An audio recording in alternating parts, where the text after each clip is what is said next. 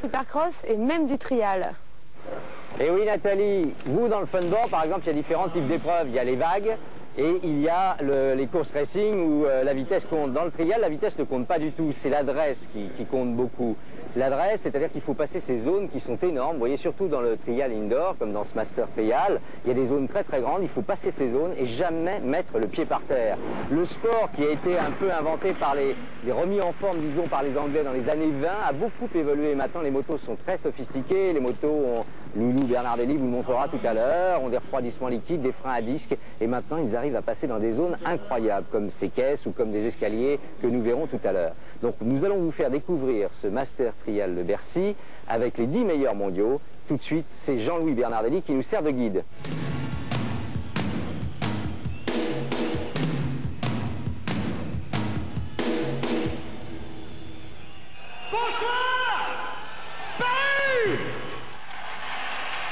Au départ, le Trial Master de Bercy, c'est un peu mystérieux. Comme pour tous les événements mécaniques organisés dans cette salle miraculeuse, ça commence par une fête, avec un feu d'artifice autour des obstacles que les pilotes devront passer à moto, les fameuses zones de trial. Pour l'instant, ce sont des monuments historiques avec son et lumière. C'est plus tard que les monuments deviendront des monstres infranchissables.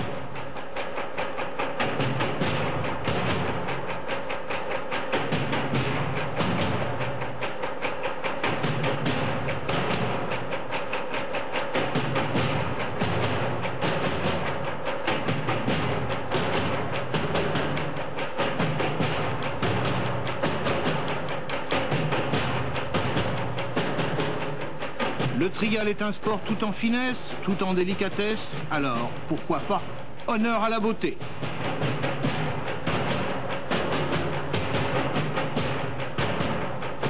Puis c'est l'arrivée des pilotes. Les premiers viennent de façon classique, mais nous sommes à Bercy, rien n'est comme ailleurs. Pour les 10 meilleurs spécialistes mondiaux, il fallait rendre un hommage particulier à ce sport très particulier. De la neige et des chiens, logique pour un Finlandais, il s'agit de Tommu Avala qui arrive en costume lapon. Sur un parcours de trial indoor, c'est extrêmement compliqué et pour l'instant, génial, ça marche!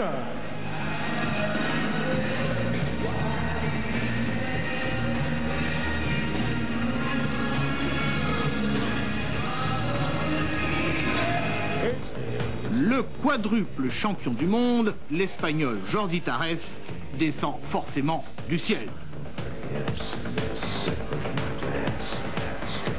Et c'est quoi? Le double vainqueur de Bercy, Diego Bossis, est arrivé en caisse. Et voilà le garçon qui nous manquait! Pour ce trial de Bercy, il n'y a que des pilotes d'usine et donc uniquement des motos d'usine. Une machine d'usine de trial moderne, c'est 80 kg de très haute technologie, entièrement en matériaux composites, en alliage très léger. Ce qui est nouveau, maintenant il y a des freins à disque sur les machines de trial, alors qu'avant il y avait des freins à tambour. Vous voyez ici, il y a une fourche inversée, c'est-à-dire qu'avant les gros tubes étaient en bas, maintenant ils sont en haut. Ça c'est pour une question de maniabilité. Désormais, le moteur, qui est un moteur de temps, est un refroidissement liquide. Avant c'était un refroidissement par air. Il y a même un ventilateur ici pour refroidir le moteur. L'échappement, on le note au passage, est en titane. Évidemment, il y a un sabot de protection en alliage pour protéger tout ça. Cette machine dispose d'un seul amortisseur ici, qu'il a, parce que la suspension est très très importante. Il y a également un frein à disque à l'arrière. Et les pneus maintenant sont des pneus qui sont gonflés à très basse pression, aux alentours de 300 grammes, selon les zones. Et les pneus sont des pneus sans chambre. Le japonais Narita ouvre le bal sur une zone de voitures compressées façon César. Particularité qui fait plaisir, il roule sur une moto européenne.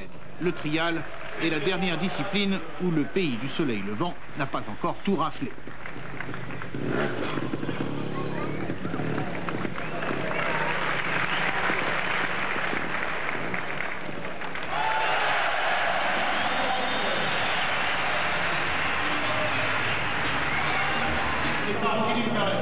Dans la même zone, c'est au tour de Philippe Berlatier, champion de France. Pas assez concentré, Philippe va faire des erreurs. En trial, ce qu'il faut, c'est passer sans poser les pieds sur l'obstacle.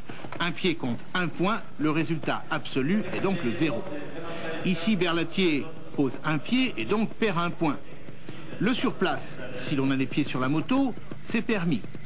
Dans cette zone, au total, Berlatier va poser 3 pieds. C'est beaucoup vu le niveau du plateau de pilote. En fait, dès ce passage, Philippe a perdu tout espoir de figurer en finale.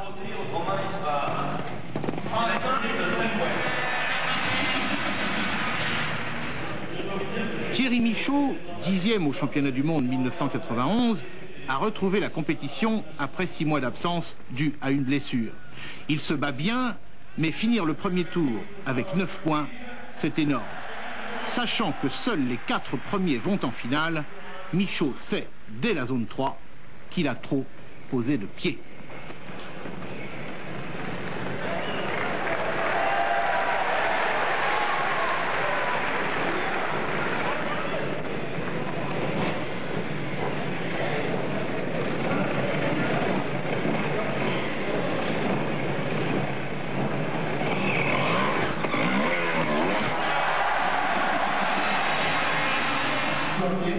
Thierry Girard, 9e pilote mondial, a passé une mauvaise soirée. Voici ce que l'on appelle en trial un échec. Pénalité maximale, 5 points. Amos Bilbao, 6e pilote mondial, ira en finale avec un fabuleux tour à 2 points. 2 pieds sur 6 zones, toutes aussi difficiles que celle-ci. C'est dire que ce pilote, dont on dit qu'il n'a peur de rien, a en même temps la réussite sportive et la concentration nerveuse indispensables dans ce sport de l'extrême précision.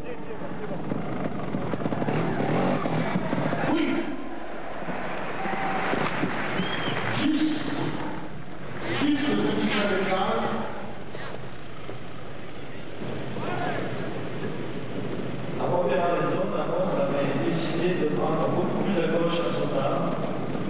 Je ne sais pas s'il va réaliser. Plutôt que de faire un petit bond sur le haut du bloc, il a préféré de prendre juste la main à gauche.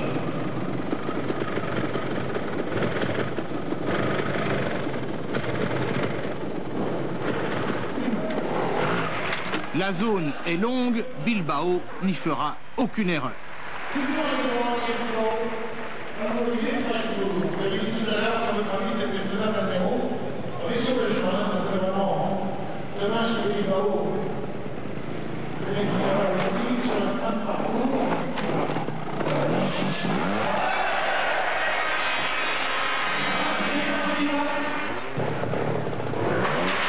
Le Français Bruno Camozzi, numéro 5 mondial, était parvenu en finale l'an dernier. Très soutenu par le public, il fait un excellent premier tour qui se termine ici, à la zone 6. Une tour haute de 8 mètres où il est vraiment interdit d'avoir peur.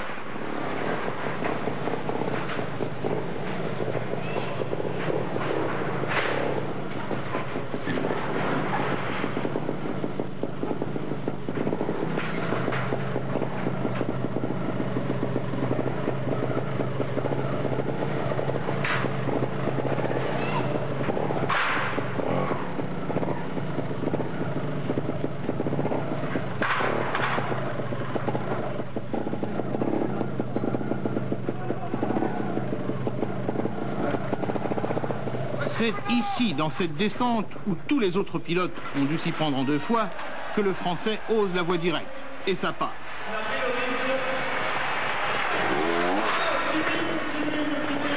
Il termine le tour à 3 points. Malheureusement, il est ex-aequo avec Bossis et les 2 pilotes seront départagés au nombre de 0.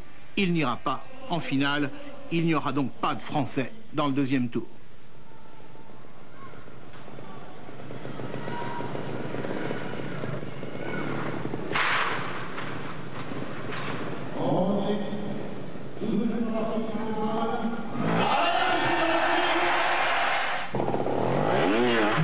Diego Bossis, italien et 3e pilote mondial, a gagné les 2 premières éditions du Trial Master de Bercy. Dans cette terrible zone numéro 5, il n'y a pas encore eu de 0. Et l'on s'attend à ce que lui tente le tout pour le tout.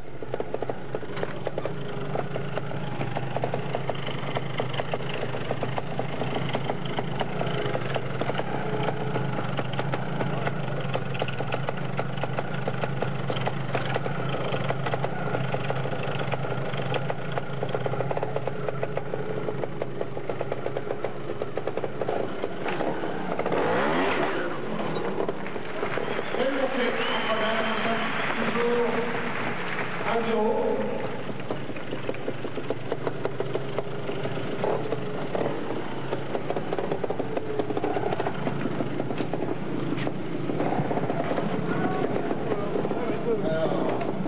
Le point critique est ici.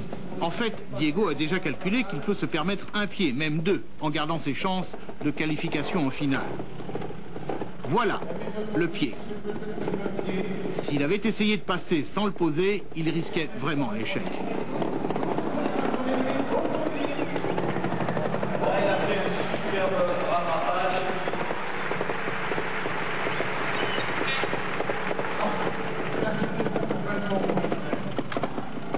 Deuxième piège, deuxième pied, mais il ira quand même en finale.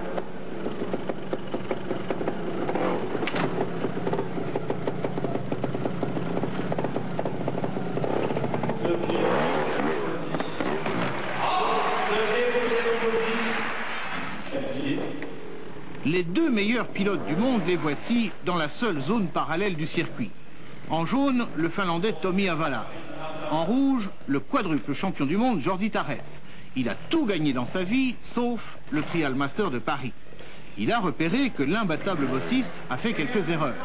Lui n'en fera pas, et les deux pilotes iront en finale.